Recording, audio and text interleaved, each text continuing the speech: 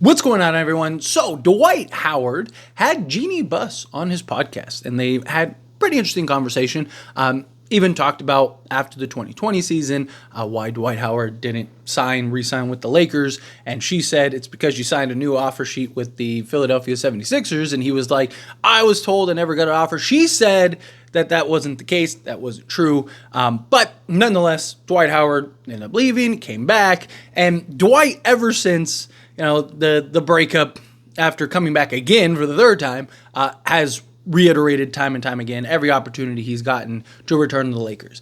And Dwight Howard himself has even talked about how the Lakers are kind of like that girlfriend that you're toxic together, but like you can't get enough of, something along those lines. Like he compared it to he knows he should stay away, but he can't. He has this real love for the Lakers, which completely different tune from the original go around, but nonetheless, Dwight Howard, in concept, in theory, is exactly what we need. A big physical presence in the paint that can handle the Jokic's, the Zach Edey's of the world, right? Like, we need that big physical center. And him, in concept, makes sense. But there's a couple things that go about it. Now, Dwight says that he's in NBA shape and he's ready to play, but he hasn't played in, 2 seasons at the NBA level. I know he's played overseas, and now he owns a team in, Taiwan, I believe, and he's playing in that and all that. It's not the NBA. It's not the same thing. Granted, you could argue that, you're not looking for Dwight to come in and play this huge role. You're looking for Dwight to kind of just come in and just kind of be a 10 to maybe 15 minute a game, not even game to game, just sparingly type of guy. If he was our third center, I don't hate the idea, right? Let's say we trade for Valanciunas and we end up pulling off some other trade or whatever, and it's and maybe Jackson Hayes goes out in the deal, and it's kind of hey, we could really use another body, we could just use another guy, and it's man, come playoff time, Dwight Howard is a guy that can just kind of plug in, give you, 10 minutes. It's hey, just go in there. You see Jokic, give him some hard playoff fouls, be physical with him, be aggressive. I don't hate I've never hated the idea. I just think it's time to move on. I think it's time to go elsewhere, right? Dwight's age, if he was 32, I'd be sure. Right? Why not take a shot, take a flyer on him? But he's not. He is a guy that, is he going to be okay? Yes, you could argue he wants to just kind of stay, he just wants to be on a Laker roster. He just wants to be on a roster, period. But he doesn't care, however many minutes, whatever. But it's one thing to say that, it's another thing, will he actually be willing to do so? Right? Now, he was okay in the 2020 season, DMPs and stuff like that on occasion, but he knew he was playing a big role. He knew come playoffs he was going to play a big role. He did, right? And then you saw that role diminish little by little. And also, the last go-around and stint was not great, right? He's getting in fights with Anthony Davis on the bench, and again, go look at that tape, because I've had people be like, oh, it was not Dwight Howard. Go watch. Dwight Howard was talking mess. Anthony Davis goes over. He tries to stand up, puff his chest. Davis pins him down, and then they start with a little squabble, right? That is that kind of just bygones, that kind of, it might be in passing, right? It's another thing when you're on the team and you're on the roster. Right? Does Dwight Howard come in? Because look, he's always been a guy that has the silly antics, doesn't really take things too serious, right? There's always kind of been just the locker room questions. Not that he's a toxic locker room guy or anything like that. No, but you have a path, you have a mission, you have a goal. How serious is he with what you're trying to achieve? Does he respect JJ Redick as his head coach enough to listen and let JJ kind of get in his behind if need be, right? JJ Redick was on that Magic team, right? If I'm not mistaken, that went to the finals to play the Lakers. And so, talking about I played with you, I was the star, you were my is there this struggle? There's just a lot of questions that have to be asked if you were to look at a guy like Dwight Howard.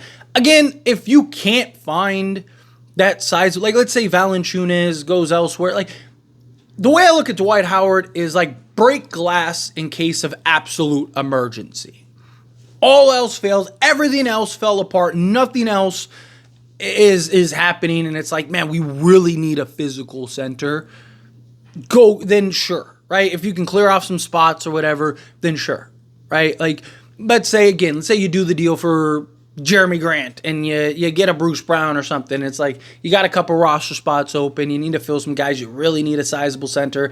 Give Dwight a workout. See how he looks. If he looks good, bring him in. Again, you're just asking him to kind of play in spots at times. You could still run Koloko if you wanted to. You could still run Hayes if you wanted to. But just like, hey, we're playing Denver today. Dwight, you're getting 15 minutes and kind of playing spots. And if he's willing to buy in and accept that, then fine. Question is he willing to buy in and accept that? Is he looking to go to a team, be on the Lakers, and he's looking at it as like, I'm better than Jackson Hayes? Like, why? Like, that's the concern, right? Like, how real is he based on the circumstances that he's in right now? Is him and Anthony Davis, are their relationship good enough to kind of move past? Look, that was just a terrible year, period, right? That was the first year we got Russell Westbrook, and you had that old roster. They didn't make the playoffs, and it was a mess, start to finish. So how much of it was just like, hey, it was just a rough year, right, for everybody. Tensions were high. We were all upset. We're all competitors, right? Glad you're on the team. Or is it kind of like, this dude was talking mess. He's, acting all silly. Like, we don't got time for that goofiness here, right? Because JJ Redick is really like, detail-oriented, by the book. Like, hey, I have these expectations, right? Like, there's order, right? Can Dwight come in and fit that order is the question. Again, personally, like, if the Lakers sign Dwight tomorrow, obviously they can't because their roster's full. Just roll with me for a moment. But if the Lakers were to sign Dwight tomorrow, I would be stoked, right? Like, one, he's on the Lakers. I'm always going to be excited, and I'm always going to support, and I'm not going to root for his downfall because he's on the Lakers, right? Like, so I'm going to be like, yes, let's go, Dwight, provide and give us what we need, right? And I'll break it down, and I would, be enthused about it. But if it never, like, I don't look at it as like the Lakers need to go get Dwight Howard. Go get Dwight Howard. I know that there's a lot of fans that do. I know there's a lot of fans that even when that interview came out, I saw the comments of people like, hey, yes, go get Dwight. He's exactly what we need. Is he, though? Again, in theory, in concept, he is. But we have no idea if he has the conditioning and stamina and all those things for the NBA level. And he wasn't really like this big tech machine, right? Like, he loves getting technicals, like his attitude. Like, is that really what we need at this time? Again, we need a big physical center. But is Dwight the answer as that big physical center? I don't think so right now. Right? Again, if all else fails, and it's like we have no other options, and it's like, what else do we do? Then sure. I'd rather have Dwight than nothing, if that makes sense. Like, I'm not high on Dwight, but like, if worst case scenario we get him, like, fine. I'd rather have him. I'd rather have the physicality than not.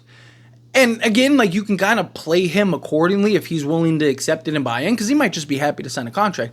But at this point, like, or as of right now, as it stands, right, like, I would prefer to be patient, right? If you can get a Valanciunas or something like that, get it. Right, Dwight Howard, especially if you were to play Denver, I do think would help, right? Like, but you got to keep in mind, Jokic, because a lot of people are like, Dwight's the Jokic stopper and all that stuff. Jokic is a completely different player from 2020. Talking 5 seasons ago, right? Or coming on 5 seasons now, right? Like, he is better. He's in better shape. He's more skilled all around. Like, the guy is winning MVPs and stuff. Now, like, that Jokic is not the Jokic we see today, right? Like, again, could Dwight maybe cause some trouble? Sure, right? Because he's big, he's physical, he's got great size, right? Like, he loves contact. He's not afraid to get into the chest and talk mess and all that stuff, right? Like, yeah, there is that side to it, but is he going to have the effect on Jokic that he did in 2020? Probably not. Because, again, it's a very different Jokic, so that's something we got to keep in mind. Again, like, if it happens, I would be happy, but it's not something that I want necessarily or expect to happen. it's just kind of one of those things like, if he's a Laker, I'll support him. If he's on the Lakers, I'm with him. Right? I'm not gonna say no. I'm not gonna, what are the Lakers thinking? Like, no, like I'll give it a chance. Like, let's see. Right? Again, like if he's coming in and he's starting and playing 40 minutes, then yeah, right? I'm gonna sing a different tune. But if it's like he's only playing spot minutes here and there, right? And then really we just kind of have him for the playoffs. Right? You're kind of just using him to get in condition and get in shape leading into the playoffs. So he's kind of, maybe playing 30 games or whatever in the regular season in spots. And then playoff time, it's like, okay, he's ready. And it's like, okay, we're playing Memphis. Go bully Edie for 10 minutes a game. Sure. Or it's like, hey, we're playing Denver. Go bully the Nuggets for 10 minutes a game. Okay, sure. I just think it depends. But I just wanted to talk about it because it was something that came up and I thought it was interesting, and I know a lot of people are split on it. So, as always, I want to hear your thoughts and opinions. Let me know down in the comments below. What do you think? How do you feel? What are your thoughts? Are you in the camp of like, go get Dwight Howard? We need Dwight Howard. He's everything we need. Are you in the camp of like, no, don't get Dwight Howard? Are you like me where it's like, you don't really want Dwight Howard, stay away from Dwight Howard, but if it happened, you wouldn't be bothered by it. You can understand it. It's like, okay, sure. Right? Like, that's kind of where I am. Like, I don't want them to sign Dwight Howard, but if it were to happen, I wouldn't be like, this was the worst decision they ever made. He's getting a vet minimum, right? He's coming in. It just, would he buy in? Would he accept the role? Will he kind of concede to being coached by JJ Redick, who, again, he struggled with Van Gundy, and JJ Redick was on the Van Gundy thing, right? Like, just thoughts that have to at least be part of the conversation. But how you feel, whatever your thoughts are, let me know down in the comments below. That being said, if you haven't liked this video, hit that like button. Helps me a lot. Lets me enjoy these types of videos, and I truly appreciate it. Not subscribe to the channel, hit that subscribe button, turn on the bell notifications. Appreciate y'all. See you in the next one. Thank you.